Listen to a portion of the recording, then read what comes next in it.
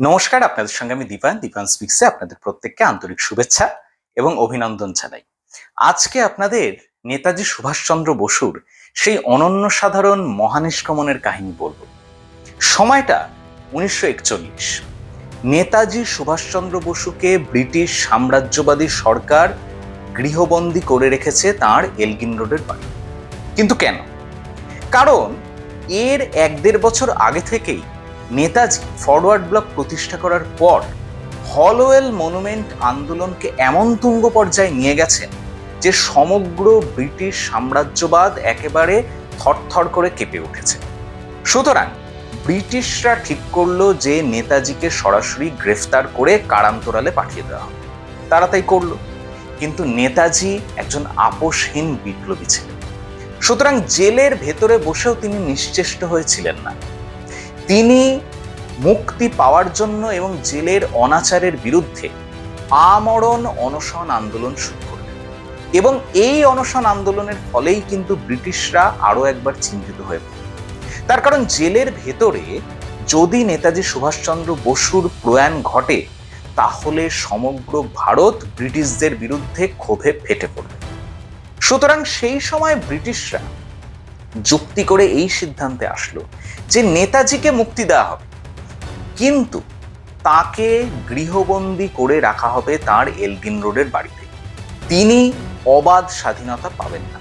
সুতরাং সেই অনুসারেই জেল থেকে নেতাজিকে এলগিন রোডের বাড়িতে স্থানান্তরিত করা হবে। কিন্তু ওই যে বললাম, নেতাজি আপোষহীন বিপ্লবী ছিলেন, তিনি থামতে জানতেন না।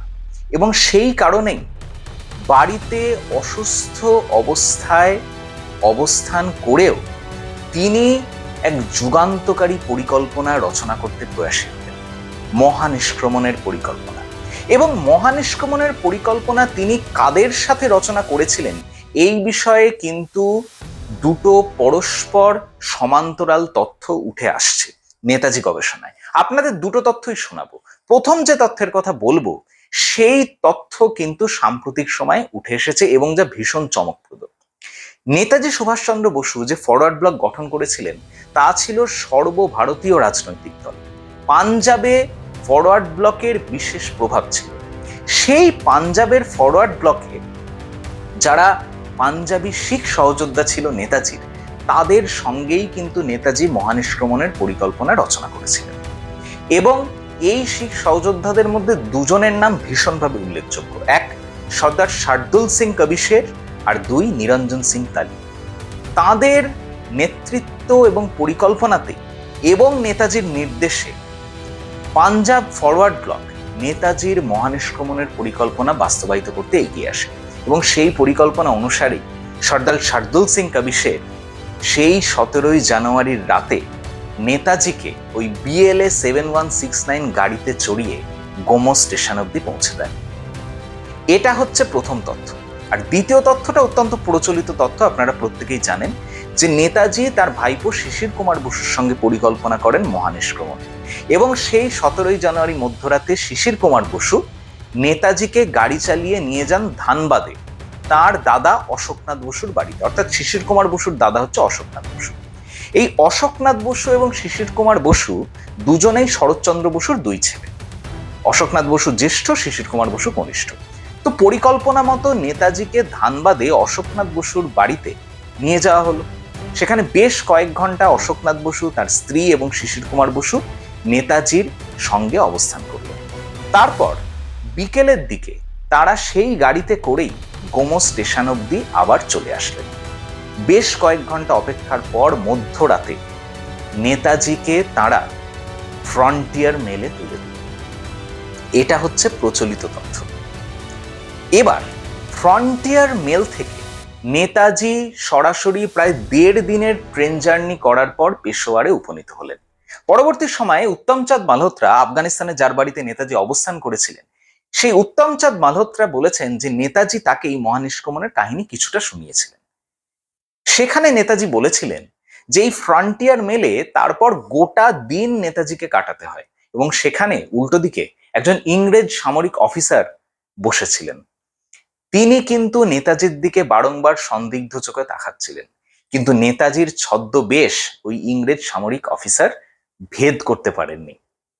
এবং নেতাজি কোন ছদ্মবেশ নিয়েছিলেন সেটা নিয়েও কিন্তু পরস্পর সমান্তরাল দুটো তথ্য উঠে এসছে।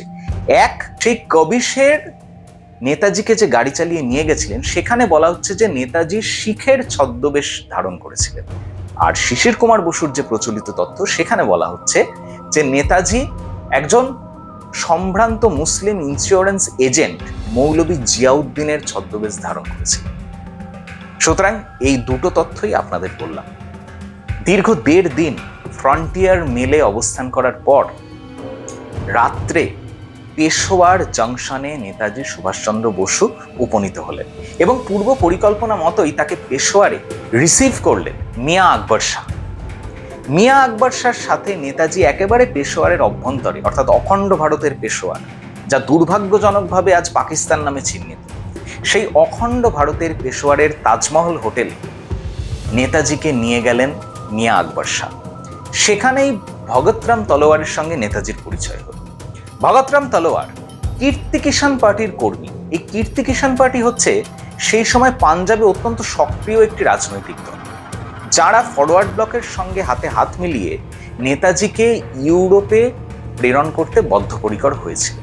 এবং নেতাজির সেই অনমনীয় দৃঢ়তা, অর্থাৎ ইউরোপে তাকে যেতেই হবে এবং অক্ষশক্তির সাহায্য নিয়ে ব্রিটিশ সাম্রাজ্যবাদকে ধ্বংস করতে হবে, তার এই দৃঢ় পরিকল্পনার অংশীদার হয়েছিল ফরওয়ার্ড ব্লক এবং কীর্তি কিষাণ পার্টি।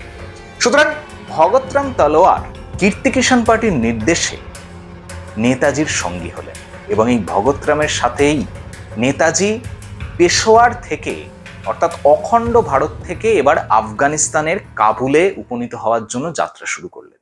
প্রাণান্তকর পরিশ্রম সেই সময় করেছিলেন নেতাজি। পায়ে হেঁটে মাইলের পর মাইল তিনি অতিক্রম করেছেন। সেই দুর্গম পাহাড়ি রাস্তায় নেতাজি হেঁটে চলেছেন। পরাধীন ভারতের সেই রাজবিদ্রোহী মাতৃভূমির শৃঙ্খল মোচনের জন্য তার ঘুম নেই, তার খাওয়া নেই। দিনের পর দিন, রাতের পর রাত অক্লান্ত পরিশ্রম করে তিনি ছুটে চলেছেন তার লক্ষ্যের দিকে। অবশেষে ভগৎরাম এবং নেতাজি কাবুলে পৌঁছলেন। কাবুলে উত্তমচাঁদ মালহোত্রার বাড়িতেই বেশ কিছুদিন নেতাজি অবস্থান করেন। নেতাজি প্রথমে ভেবেছিলেন যে সরাসরি তিনি সোভিয়েত ইউনিয়নের প্রত্যক্ষ সহায়তা পাবেন। সেই কারণে কাবুলের সোভিয়েত দূতাবাসেই সর্বপ্রথম যোগাযোগ করা হলো। কিন্তু সোভিয়েত ইউনিয়ন তাদের রাজনৈতিক স্বার্থের কারণে নেতাজিকে প্রত্যক্ষভাবে সহায়তা করতে রাজি হলো না। পরোক্ষভাবে কিন্তু তারা সহায়তা করেছিল। সেই ঘটনায় একটু বাদেই আসছি। তো দিনের পর দিন সোভিয়েতের উপেক্ষা দেখে নেতাজি বিকল্প ব্যবস্থা হিসেবে জার্মানি এবং ইটালির সাহায্য গ্রহণ করলেন। জার্মান এবং ইটালীয় দূতাবাস নেতাজিকে সাদরে গ্রহণ করল এবং অ্যাডলফ হিটলার ও বেনিতো মুসোলিনির প্রত্যক্ষ নির্দেশ এবং এইখানেই আরও একজন নেপথ্যে অবস্থান করছিলেন রাশিয়ার সর্বময় কর্তা জোসেফ স্ট্যালিন। হিটলার, মুসোলিনি এবং স্ট্যালিন, এই তিনজন, অর্থাৎ সেই সময়ের দোর্দণ্ড প্রতাপ তিন রাষ্ট্রনায়ক একযোগে সিদ্ধান্ত গ্রহণ করলেন যে নেতাজিকে সাহায্য করতে হবে। এবং সেই কারণেই ঠিক হলো যে নেতাজিকে একটি ছদ্ম পাসপোর্ট দেওয়া হবে। সেই পাসপোর্টে নেতাজি একজন ইটালিয়ান হিসেবে পরিগণিত হবেন।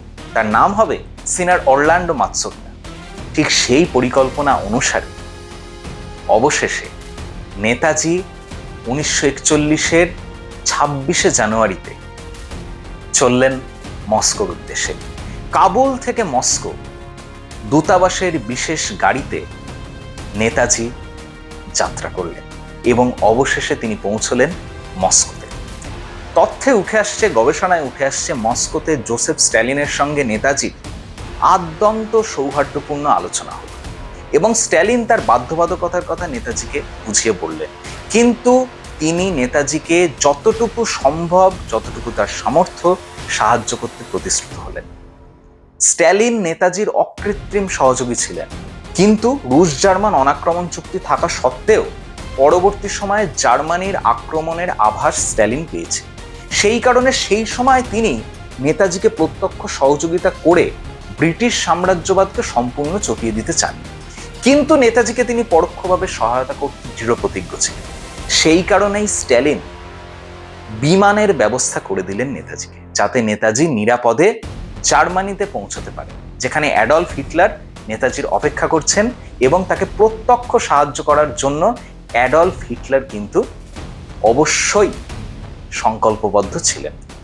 সুতরাং মস্কো থেকে বার্লিনে বিমান যোগে নেতাজি গমন করলেন।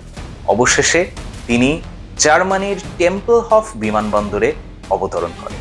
টেম্পলহফ বিমানবন্দরে জার্মান সামরিক অফিসাররা নেতাজিকে স্বাগত জানালেন এবং এরপর রাইট চ্যান্সেলারিতে অ্যাডলফ হিটলারের সঙ্গে নেতাজি সুভাষচন্দ্র বসুর অত্যন্ত গুরুত্বপূর্ণ আলোচনা হলো। সেই বিষয় নিয়ে আমি নেতাজি ধারাবাহিকের পরবর্তী অধ্যায়ে আপনাদের সামনে ভ্লগ উপস্থাপিত করব। সুতরাং এভাবেই শেষ হলো নেতাজির এই ঐতিহাসিক মহানিষ্ক্রমণ, যা শুরু হয়েছিল কলকাতার ভবানীপুরের এলগিন রোডের বাড়ি থেকে, তা শেষ হলো বার্লিন। সুতরাং সংক্ষেপে এই ম্যাপটা আপনাদের আবার বলে দিই। কলকাতা থেকে গাড়িতে গোমো, গোমো থেকে ফ্রন্টিয়ার মেলে পেশোয়ার, পেশোয়ার থেকে পায়ে হেঁটে কাবুল, কাবুল থেকে আবার গাড়িতে মস্কো এবং মস্কো থেকে অবশেষে বিমানযোগে বার্লিন। দ্বিতীয় বিশ্বযুদ্ধের সময়, যে সময় গান্ধী, নেহেরু, প্যাটেল, আজাদ হয় কারাবরণ করেছে নয়তো ব্রিটিশ সাম্রাজ্যবাদের তল্পি বহন করছে, তখন একক মহাবিপ্লবী হিসেবে নেতাজি সুভাষচন্দ্র বসু নিজের জীবনের ঝুঁকি নিয়ে এই ঐতিহাসিক মহানিষ্ক্রমণের মধ্য দিয়ে অর্ধেক পৃথিবী অতিক্রম করেছিলেন। তৎকালীন ব্রিটিশ প্রধানমন্ত্রী উইনস্টন চার্চিল প্রকাশ্যে ঘোষণা করেছিল এবং স্কটল্যান্ড ইয়ার্ডকে নির্দেশ দেওয়া ছিল যে নেতাজিকে দেখলেই সঙ্গে সঙ্গে যেন গুলি করা হয়। নেতাজি জীবনের ঝুঁকি নিয়ে মাতৃভূমি শৃঙ্খল মোচনের জন্য অগ্রসর হয়েছিলেন এই তীব্র কণ্টকাকীর্ণ পথে। আর সেই কারণেই তিনি বিপ্লবী শ্রেষ্ঠ। আর সেই কারণেই অ্যাডলফ হিটলার এবং জোসেফ স্ট্যালিনের মতো যুযুধান দুপক্ষকে নেতাজি মিলিয়ে দিতে পেরেছিলেন।